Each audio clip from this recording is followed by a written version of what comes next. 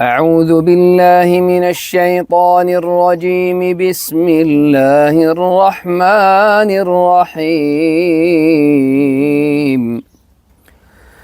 وآية لهم الأرض الميتة أحييناها وأخرجنا منها حبا فمنه يأكلون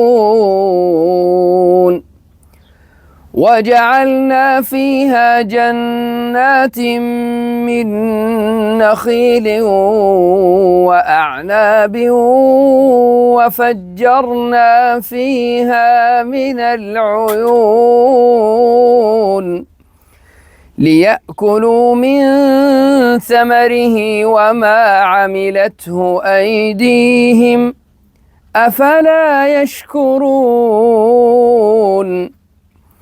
سبحان الذي خلق الأزواج كلها مما تنبت الأرض ومن أنفسهم ومما لا يعلمون. الله يرفع قدرك، بارك الله فيك. الله يسعدك يا شيخ، يبارك فيك. ترى اللفظ الشرعي اللغة العربية ترى هذا يسمى لبن، ما هو حليب. يعني إذا جاء في بالك إنه في الجنة نهر من لبن، ترى هذا المقصود فيه، نسميه احنا حليب.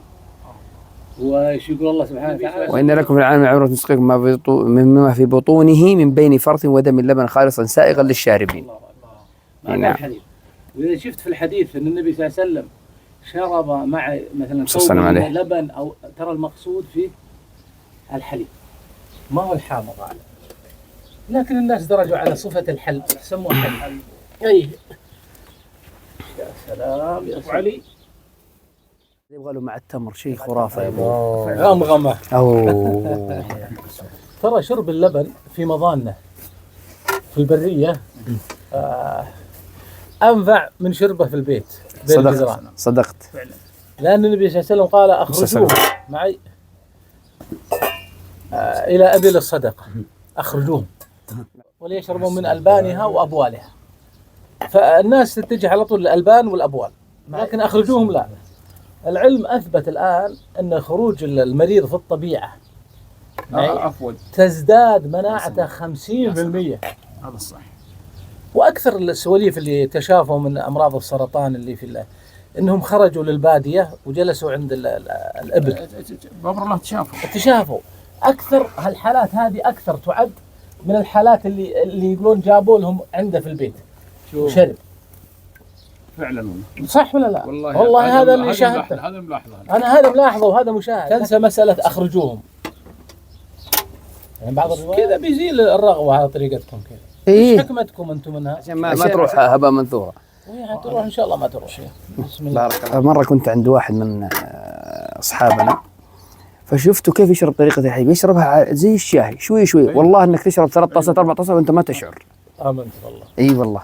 يا جماله يا جماله يا أخي، تشوف الجبال السمر هذه. أبو المحسن جربها بالتمر. والله إني أنا عارفها، ترى مو أول مرة أشرب، أكبر منك قواد. والله العظيم. يا ماما. والله لو تفتح الحمد لله خير واجد والله. سبحان الله، الناس بالتجربة عرفت أنها إذا كل ما أكرمت الناس باللبن حقها إبلها كل ما ازدادت خير وبركة. لذلك غالب الناس الموفق يعرض عليك قبل ما تسأل. أي والله. ترى الكريم معان، هذا مير بالتجربة.